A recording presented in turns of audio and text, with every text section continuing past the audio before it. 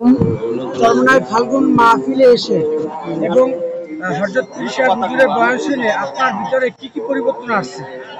হ্যাঁ, ইনশাল্লাহ চরমনায় মাহফিলে এসে আলহামদুলিল্লাহ আপনার আমাদের হযরত মুহাম্মদ সাল্লাল্লাহু আলাইহি সাল্লামের দেখানো পথ এবং আল্লাহ তাআলার এই শানে চলার পথে এবং কোরআন হাদিসের সম্পর্কে খুবই ভালো বক্তব্য শুনলাম। ইনশাল্লাহ আমার থেকে খুবই ভালো লাগলো এবং এখানে সমস্ত কোরআন নিয়ে কথা বলে এবং কোরআনের সমস্ত সারসম্যক বাক্য এবং আল্লাহ তাআলার দেখানো নবী রাসূলের দেখানো পথে এবং আল্লাহর জিকির এবং আল্লাহর পথে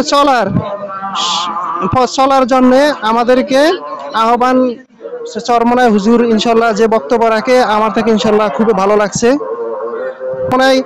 আগামী বছর যদি ইনশাল্লাহ বাঁচি থাকি তাহলে ইনশাল্লাহ আশা রাখছি। আলহামদুলিল্লাহ। বিসমিল্লাহির রহমানির রহিম। আলহামদুলিল্লাহ, চরমনায় আসার পরে আমরা যেই ভুলে ছিলাম ইনশাল্লাহ ভুল সংশোধন হয়ে গেছে, ইনশাল্লাহ যাবে। অনেক ভুলে ছিলাম আলহামদুলিল্লাহ।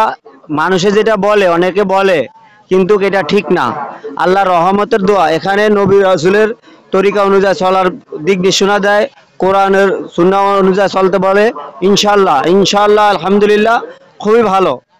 এবং আমরা যে ভুলে আছি ইনশাল্লাহ এই ভুল যেন সংশোধন হয়ে আমরা আবার ভালো পথে ফিরে আসবো ইনশাল্লাহ সবাই মিলে। এখন এরপরে যতদিন বেঁচে থাকবো এবং বাঁচে রাখবো আল্লাহ যেন নেক হায়াত দান করে এবং সবাইকে নিয়ে প্রতি বছর বছর আসার জন্য সুযোগ করে দেয়, তৌফিক দেয় আল্লাহ পাক। এই বলে আমার বক্তব্য শেষ করছি। আসসালামু আলাইকুম। আমার ভালো লাগছে, আমার জীবনে কিন্তু আসি নয় চরমনাই, এই বর্তমানে আইসি আর বাকি যে জীবন বাঁচিয়া থাকি আমি আমার রায় আল্লাহ তাআলা আমি এই চরমনে আসবো এবং হুজুরের ভালো লাগছে। আসসালামু আলাইকুম।